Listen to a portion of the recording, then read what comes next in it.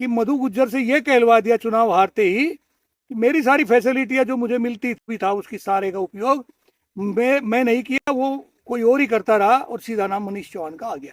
जो समीक्षा इन्हें ये करनी थी कि वो जातियां हमसे अलग क्यों हुई, उस पर चिंतन ना करके मनीष पे आ गए। मनीष कौन? मनीष भी एक गुज्जर। इस पे मैं गुजरों का विरोधी नहीं हूँ, गुज्जर मेरे मित्र हैं, बहुत सारा गुजरों में मेरा आना जाना है, लेकिन मैं ये कहना चाह रहा कि ये लड़ाई जो इतना तो तूल पकड़ती जा रही है, अभी 6 तारीख में डुंडू खेड़े में एक बहुत बड़ी पंचायत होने जा रही है। अभी गुज्जर भवन में सहारनपुर में बड़ा हंगामा हुआ। इससे पहले भी एक दिन ये मनीष के सिर पर देखी चोट लगी हुई चुनाव के टाइम में।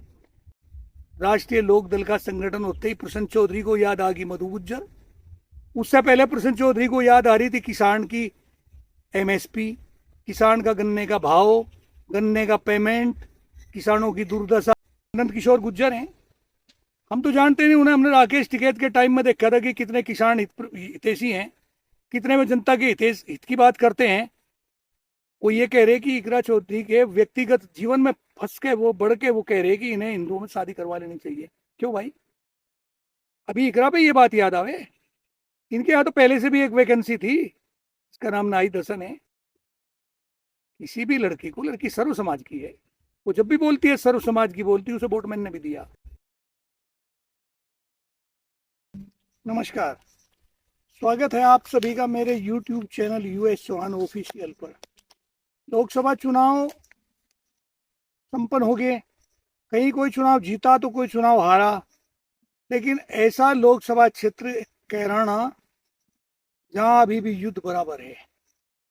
यहाँ का युद्ध का ये नहीं पता कि ये युद्ध क्यों है, किस बात के लिए है, क्योंकि चुनाव तो संपन्न हो गया और चुनाव में इसमें 3 आदमी खड़े थे, एक समाजवादी पार्टी से, एक बहुजन समाज पार्टी से, और एक थे पुराने कद्दावर नेता जाने माने, तो डबल इंजनों की सरकार में सांसद रहने वाले प्रदीप चौधरी जी। प्रदीप चौधरी ये चुनाव हार गए और चुनाव जीत की समाजवादी पार्टी की इकरा सर। दोनों जाति से गुज्जर हैं, फर्क ये कि एक हिंदू है एक मुसलमान है। यहाँ भी फर्क है कि हिंदू गुज्जर मुसलमान गुज्जरों को इस राजनीतिक प्रतिस्पर्धा में अपने बराबर का नहीं मानते, इन्हें थोड़ा अलग मानते हैं, अपने आप को अलग मानते हैं, जबकि कई जगह देखने में आता है कि हिंदू मुसलमान गुज्जरों में काफी समानता है। लेकिन कैराना की धरती पर ऐसा है कि यहाँ हिंदू और मुसलमान में कुछ अंतर महसूस होता है, जो मैं देख रहा हूं। अभी ये चुनाव खत्म होने के बाद में समीक्षाएं होनी शुरू हुई। समीक्षाएं तो होनी ये चाहिए थी कि हम चुनाव क्यों हारे, लेकिन समीक्षा दूसरे तरीके से की जा रही है। चुनाव किसने हराया? बड़ा साफ सी बात है कि चुनाव तो यहाँ कुछ जातियों ने हराया जो बीजेपी की परंपरागत वोट थी, उनका कोर वोट कहा जाया करता था, जिनमें राजपूत वोट थी, क्षत्रिय वोट। ये वोट वो वोट थी जो बीजेपी को 98% वोट राजपूतों की बीजेपी के साथ जुड़ी हुई थी। लेकिन इस चुनाव में पश्चिमी यूपी में इसका गहरा असर पड़ा कि राजपूतों ने ननौता की ऐसी धरती में कसम खा के लाखों लाखों की भीड़ में लोगों ने कसम खाई अपने इष्ट देव की और कहा कि हम बीजेपी को जो आदमी हराएगा हम उसे वोट देंगे, बीजेपी के खिलाफ वोट करेंगे। तो किसने हराया?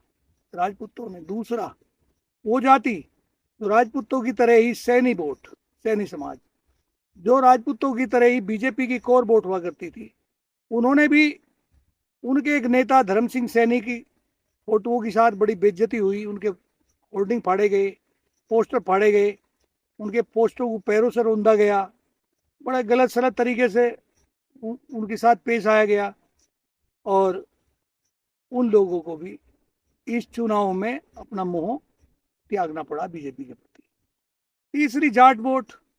जाट भी बहुत सारा वोट जो पहले बीजेपी की बुराई किया करता था, अचानक राष्ट्रीय लोक दल का बीजेपी में जाने से, उसमें गठबंधन में एनडीए का हिस्सा बनने के बावजूद जाटों ने ये सोचा होगा कि बीजेपी को वोट जाएंगे। लोगों ने सोचा कि जाटों के वोट बीजेपी को जाएंगे, लेकिन नहीं, जाट वोट भी बीजेपी की तरफ नहीं गया, क्योंकि जाट हमेशा अन्याय के खिलाफ लड़ने वाली जाति है। आंदोलन करना उनकी एक आदत है और वो अन्याय के खिलाफ बोलती है, इसलिए उस तानाशाही सरकार के साथ, बीजेपी के साथ जाट वोट भी नहीं गया। फिर चौथा वोट था मुसलमान वोट। मुसलमानों को बीजेपी ने कभी अपना नहीं मानना, जबकि मुसलमान गुजरों का ये है कि वो अक्सर बीजेपी के कैंडिडेट को भी वोट देते रहे। हमने बाबू हुकम सिंह के साथ ऐसा देखा कि गुजरों ने, दाढ़ी वाले गुज्जर थे, मुसलमान गुज्जर, उन्होंने बाबू हुकम सिंह को वोट दिया। लेकिन इस चुनाव में, क्योंकि यहाँ तो हिंदू मुसलमान की राजनीति वर्तमान बीजेपी करती है, अब तो इनका काम और कुछ रहा है नहीं। बीजेपी में मुसलमान कोई लीडर ही नहीं रहा। नहीं तो पहले तो बहुत बड़े बड़े लीडर, सिकंदर बख्त कैसे, मुख्तार अब्बास नकवी, शाहनवाज हुसैन कैसे लोग बाग हमने बीजेपी में देखे। लेकिन अब तो बीजेपी बिल्कुल मुसलमान के विरोध ही काम करती है और मुसलमान को कभी भी पसंद नहीं करती। इसी वजह से मुसलमान बीजेपी के कैंडिडेट को वोट नहीं देता। तो बीजेपी से मुसलमानों का भी मोह भंग था। अब रही थी एक वोट गुज्जरों की।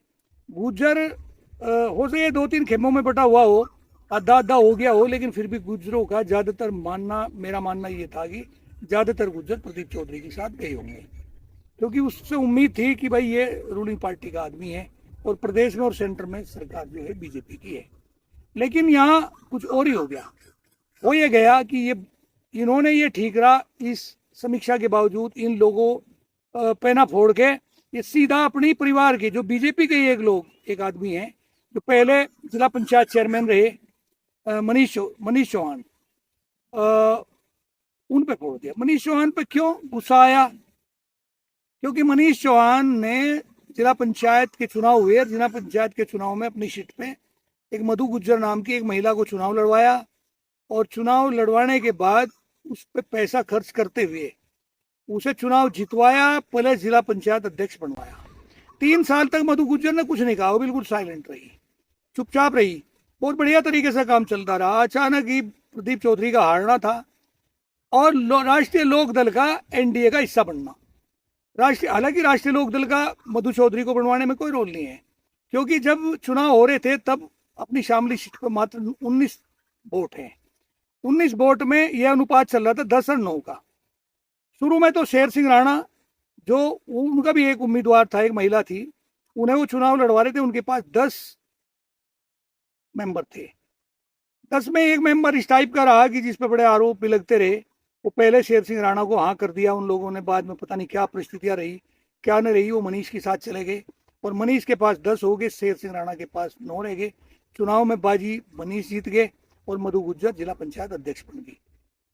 उस समय पे प्रसन्न चौधरी, जो इन्होंने एक टारगेट बनाया कि प्रसन्न चौधरी शामली से विधायक हैं, और वो इन्होंने मोहरा बना के इस सारे आंदोलन का सूत्रधार उसे बना दिया गया।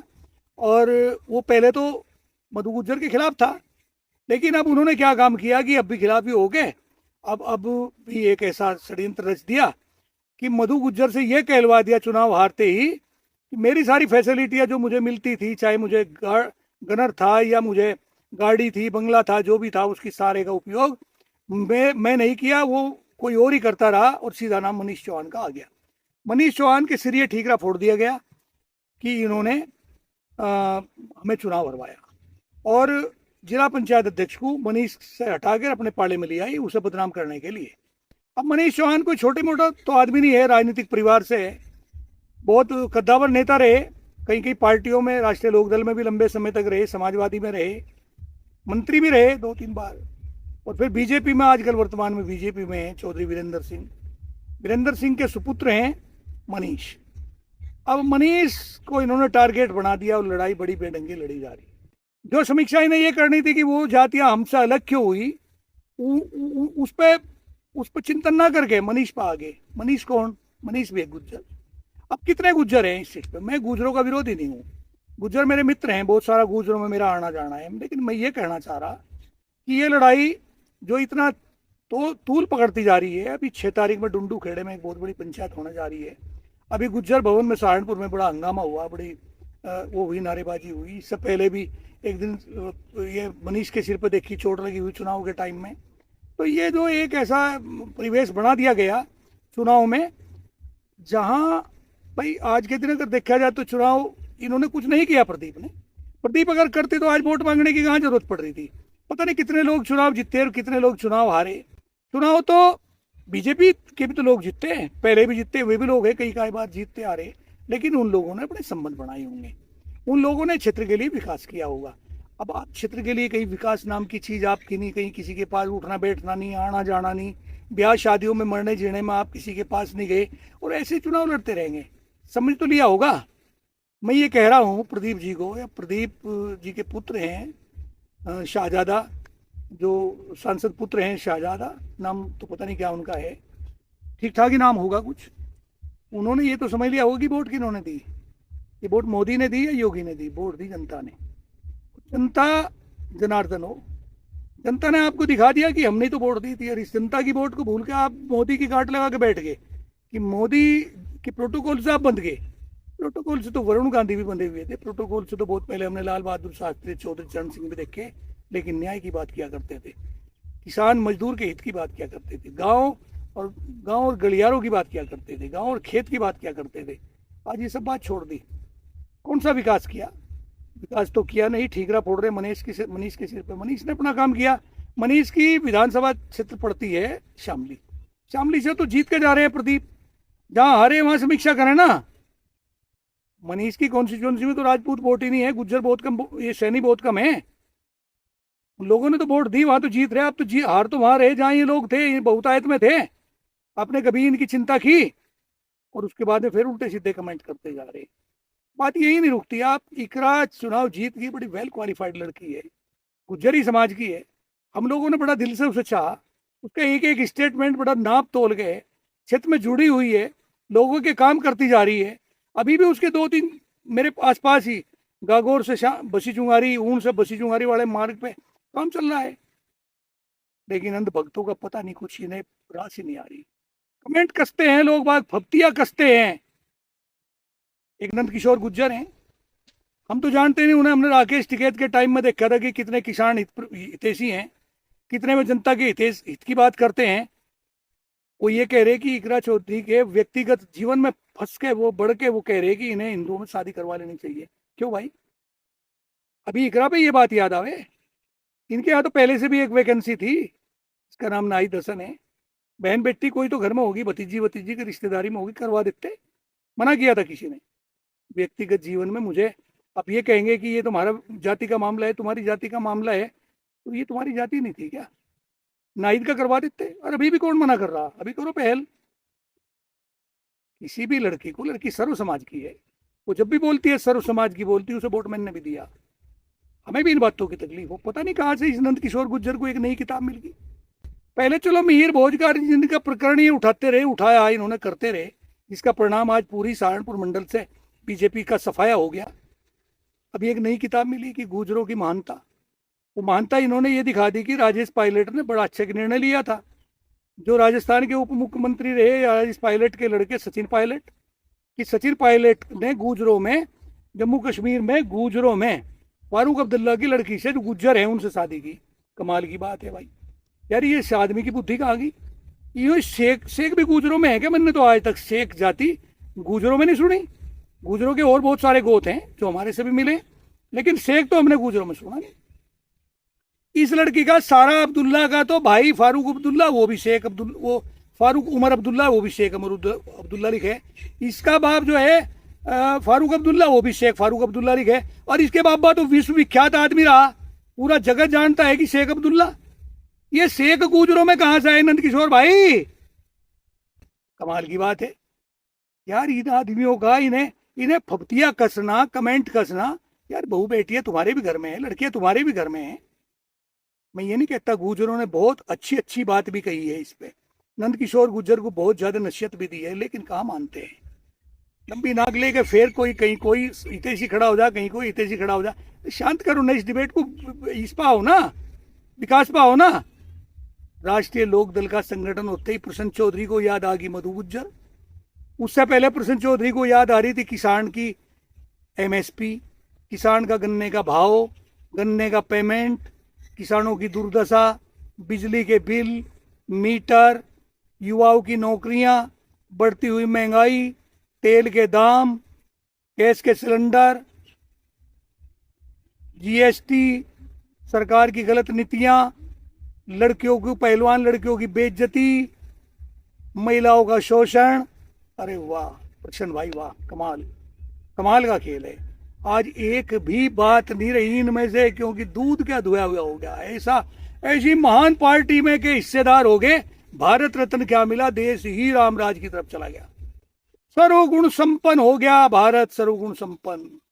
और यू क्षेत्र तो हो ही गया। शामली मिल में करने के किसान के लिए 2-2 साल तक का पेमेंट के लिए लोग लड़ रहे, परेशान हो रहे। एक दिन भी बोलने की हिम्मत नहीं रही एनडीए का हिस्सा बनने के बाद। कहां आत्माएं चली गई, कौन सा प्रोटोकॉल है। नैतिकता भी कुछ होनी चाहिए। हम लोग भी ठीक ठाक पोजीशनों में रहे, हम भी पार्टियों से जुड़े रहे, लेकिन बोलने की हिम्मत होनी चाहिए। मधु गुज्जर को टारगेट बना के मनीष को क्या आप दाब दोगे? आज के दिन मैं आपको बताऊं, पश्चिमी उत्तर प्रदेश का गुजरों का युवा वर्ग सब मनीष के साथ है। मनीष उभरता हुआ सूर्य है, निकलता हुआ सूरज है, और जिसके साथ आप लगे ना, प्रदीप छिपता हुआ सूर्य है। हमेशा दुनिया प्रणाम उभरते हुए सूर्य को, निकलते हुए सूर्य को करती, छिपते हुए को कोई नहीं करता। प्रदीप के 5 साल के कार्यकाल देख ले डबल इंजन की सरकार के। प्रदीप के 3 बार की 3 योजनाओं के कार्यकाल लोगों ने देखे। घर से ठीक रहा, पिताजी बहुत अच्छे आदमी थे, उसका क्रेडिट मिल गया। अपना क्या कमाया? अपना तो ये कमाया कि 90,000 की लीड लड़की ने वो बराबर करके भी 72,000 वोट से पराजित किया। ये था, क्या लाभ हुआ? प्रश्न भाई, इन बातों में कुछ नहीं है। इस विवाद को खत्म करके विकास की लड़ाई लड़े। शामली जिले में और इस कैराना लोकसभा में बहुत सारी कमियां हैं। कभी ध्यान दिया आपने कि इतनी गर्मी क्यों बढ़ती जा रही? कभी ध्यान दिया कि बारिश नहीं हो रही? कभी ध्यान दिया वाटर लेवल इतना नीचे क्यों जा रहा है? कभी ध्यान दिया कि ये ग्लोबल वार्मिंग क्यों हो रही है? आप जैसी बुद्धिजीवी आदमी का काम तो ये था कि वृक्षारोपण से धरती को छाप देते। अब पेस्टिसाइड से किसान को हटा के उसे दूसरे रास्ते पे लेके जाते, उनके गन्ने का भुगतान करवाते, उनकी फसलों की एमएसपी दिलवाते, उनके युवाओं को रोजगार दिलवाते, उनकी लड़कियों को सुरक्षा दिलवाते, उनकी फसलों को पशुओं से बचाते। इसमें कोई फोकस नहीं है। फोकस रहेगा अब कैराना का गुजरों पे। इन्हें तो खत्म होना है, इनकी तो राजनीति खत्म हो ली। ये तो तलवार लिए खड़े गुज्जर के सामने। अब दोनों कौन? बीजेपी के। वो भी बीजेपी का, ये भी बीजेपी का। इन्हें तो खत्म होना, इन्हें खत्म होना है। इनका तो वो हाल होगा जैसे बादशाह अकबर के दरबार में 2 राजपूत नौकरी मांगने के लिए चले गए। उन्होंने बादशाह को कहा कि बादशाह सलामत, हम आपके दरबार में आए, आप हमें नौकरी दें। बादशाह ने कहा बताइए किस प्रकार की नौकरी आपको दी जाए। उन्होंने कहा करके दिखावें या कह के बतावें? बादशाह सुलझा हुआ था। बादशाह ने कहा नहीं, कह के बताने की जरूरत नहीं, करके ही दिखा दो। दोनों तलवार लिए हुए थे। वही दरबार में तलवार निकाल ली, उधर से वो उधर से वो, दोनों एक दूसरे पर टूट पड़े। और कुछ ही देर के बाद में दोनों की गर्दन कट के धरती पे, और टाई टाई फीस मिल गई नौकरी। वो हाल इनका होने जा रहा, इनका वो हाल होने जा रहा। और ये टारगेट आपको बना रहे।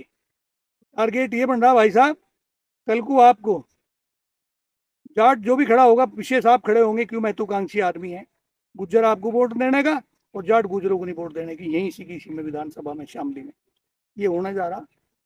इसे जितना हो सके इस मामले को शॉर्ट करवा के डेवलपमेंट की बात करें। उस लड़की के वो जो इकरा है ना, जो सर्व समाज की बात करती है, जिसने यहाँ की ट्रेन का उस मुद्दे को उठाया जो वैष्णो देवी से प्रयागराज तक शामली को जोड़ती है, उसका जल्दी निर्माण करने की बात की। जो कावड़ पे एक शब्द भी गलत ना बोलती हो, और नमाज पे भी जो इन दोनों का कम्युनिकेशन करती हो, भारत की संस्कृति से जोड़ती हो, जो जिन्होंने वोट दी उनकी भी नहीं दी, उनकी भी सबकी सर्व समाज की बात करती हो, उस लड़की के सहारा दिया जा। उस पर कमेंट कसने से कोई फायदा नहीं है, उसके रास्ते में रोड़े अटकाने से कोई फायदा नहीं है। अगर ऐसे ही करते रहेंगे तो बहुत बड़ा नुकसान 27 में होने जा रहा, और 29 में फिर और भी नुकसान होगा। इन्हीं शब्दों के साथ में उग्र सिंह चौहान अपनी वाणी को विराम देते हुए आपसे निवेदन करता हूं कि इस जंग को जितना हो सकता है समाज के बुद्धिजीवी लोगों के जरिए भी इस जंग को रोकें, और समाज में समानता, समन्वय, एकता और भाईचारा जैसा 14 से पहले, आज से 10-15 साल पहले अक्सर हुआ करता था, ऐसा ही रहे। इसे शांत करें, आपस में लड़ाई ना हो, क्योंकि 13 का दंगा हम लोगों ने देख लिया, 13 में बहुत बड़ा नुकसान हुआ। ये भविष्य में ना हो। जय हिंद, जय भारत, जय छत्तीसगढ़।